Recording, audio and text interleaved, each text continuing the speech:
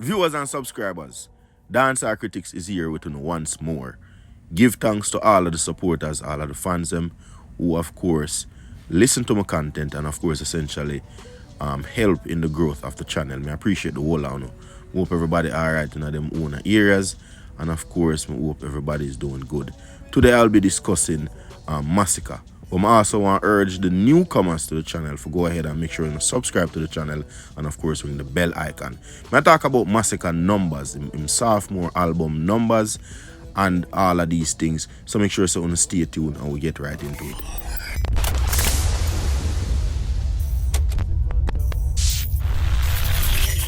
So people, Masicka album number them forward out as far as his first weeks of sale. And before we get into the article here that I found on Dancehall Mag, big up Dancehall Mag, you understand me? I say, more say me did honestly kind of anticipate that this album would have, of course, gained some success in the numbers as far as listeners, streaming, and sales and them look a thing there. Because I believe it was a pretty well put together album. Masicka poured out heart and passion in, I think, and of course emotion for create a connection with people. I say right across the globe. You understand me? With features where, of course, with people like Popcorn, Dexter Daps, Lila Ike, Chronic Law, and we will, reiterate this towards the ending portion of the discussion. Chronic Law, Friday, a Nigerian artist, I think is Fave. I say people, of course, Spice, and I don't know the thing already. I say, and not to even mention the producers, namely one of the most, known name who knows Masicka, who have been working with for quite some time now, is Dunwell. I say. So the article here has been released on Dancehall Mag, like I said, viewers and subscribers, regarding Masicka's Generation of Kings album, and it reads thus: Masicka's sophomore album, Generation of Kings, has debuted at number 2 on the Billboard charts. Billboard revealed on Tuesday that the 17-track album opened at number 2 on the weekly reggae albums chart, which ranks the most popular reggae albums in the United States based on sales and stream metrics measured in equivalent album units. Each unit represents one album sale or 10 individual tracks sold from an album. 3,750 ad-supported stream or 1,250 paid streams for an album. The album has debuted at number 14 on the Billboard Heat Seekers albums chart, which ranks the sale by new developing musical recording artists each week. So that definitely, right, the viewers, subscribers, clearly indicates with these numbers here indicates this actually did better in its first weeks of sale in comparison to Masicka's 438 album. And we have to just, of course, provide kudos and give a man him rose when, of course, we say it is undoubtedly what he ought to get. You understand me, I say, people?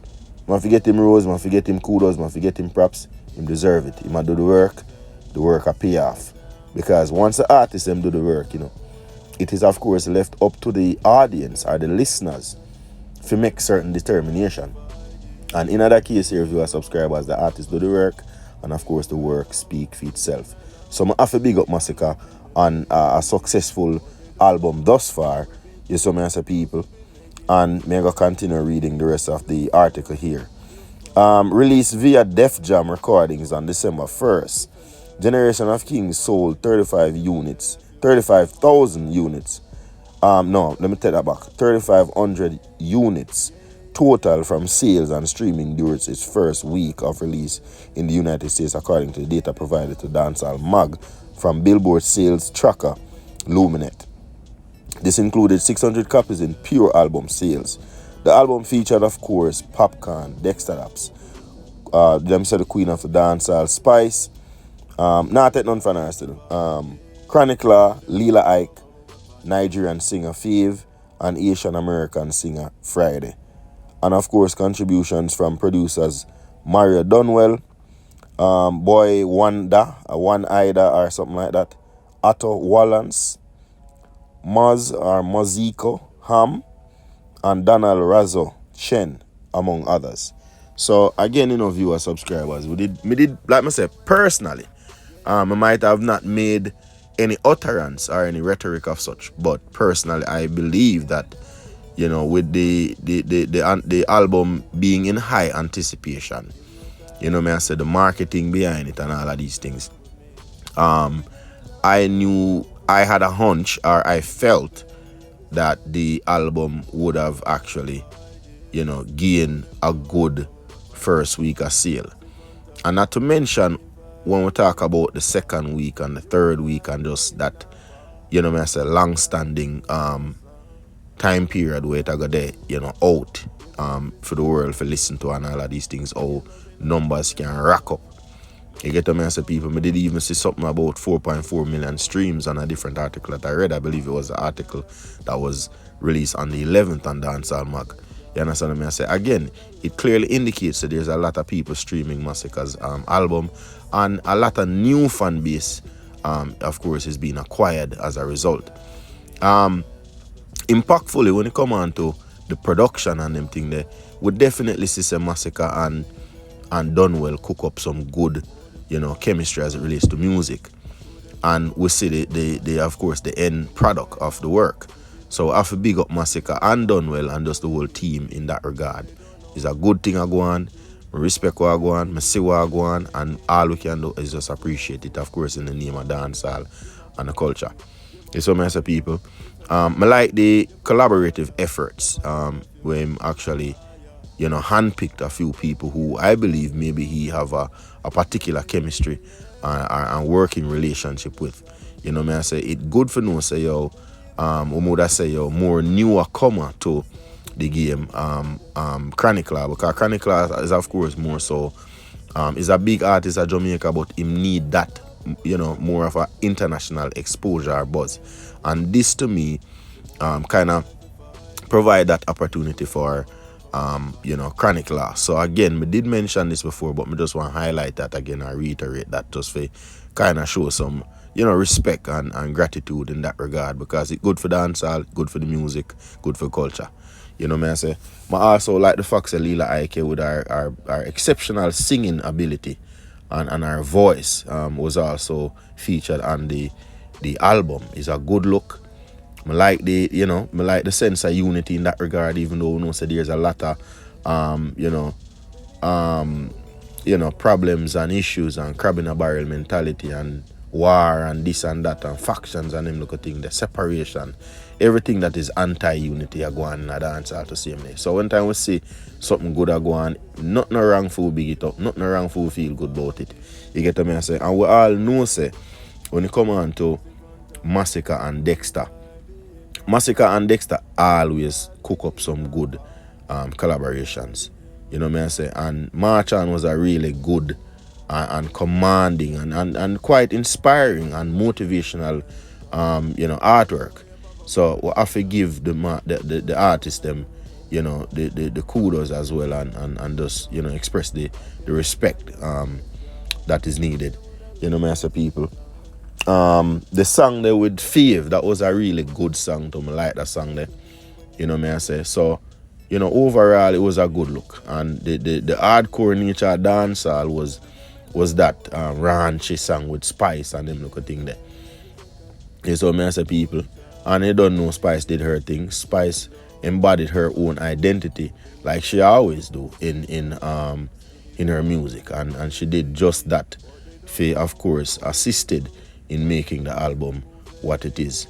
You know what I mean? So I have to big up Masicka on the overall production and the work we put in, because of course the numbers here being revealed is of course telling us that the album is being received well worldwide. I say. Now what me can't wait for see, and this go for all dancehall artists. Me can't wait for see dancehall artists them have some how much wholly like numbers like the hip hop artists them and them kind of artists there. I say, like first week I see all 70,000 copy or how much rare, some crazy numbers. You know what I say? That would be a good look. That would indicate say yo, the music are even have a farther reach. You know what I say, to the rest of the world and places where it not normally a reach, it a start reach now. But you know, even though we're looking at these numbers, things can gradually pick up and start connect in different areas of the world. You know what I say? So we still have to give Masicka him kudos and him big up and him props. So I say we don't know say Popcorn and Masicka also is a good music collaborators. So they did just that, and that also helped for, you know, pretty much kind of bring about the fact that they are stars. You know, stars are us. So big up Masicka, big up Popcorn in that regard as well. Good collaboration. You know, I say very much touching. I'm not gonna lie to you, and make you feel like you are a star within your own right. You get what I say? So impactfully, we have to mention them little thing there, and not to mention, I guess last but not least, I also want to point out Friday. Friday was a really good, good and what would I say now, reflective, not reflective, but more so emotional and touching kind of romantic in a sense too. You know, but it was a very good song. I liked the vocals from Friday. Good collaboration. I believe it was a really good one. Good choice. From the Haitian American Friday. You know what I mean? Good look for Masicka again. You know what I mean? Good look for the overall, gravitation of the album, pulling power. So overall, the numbers are great. You know what I say? And may expect the numbers to continue to soar to even better numbers in comparison to what 438 did. So big up Masicka and the whole team. And you don't know, a Dancehall Critics people, do the maths, subscribe to the channel, like, comment and share our critics, and I'm out.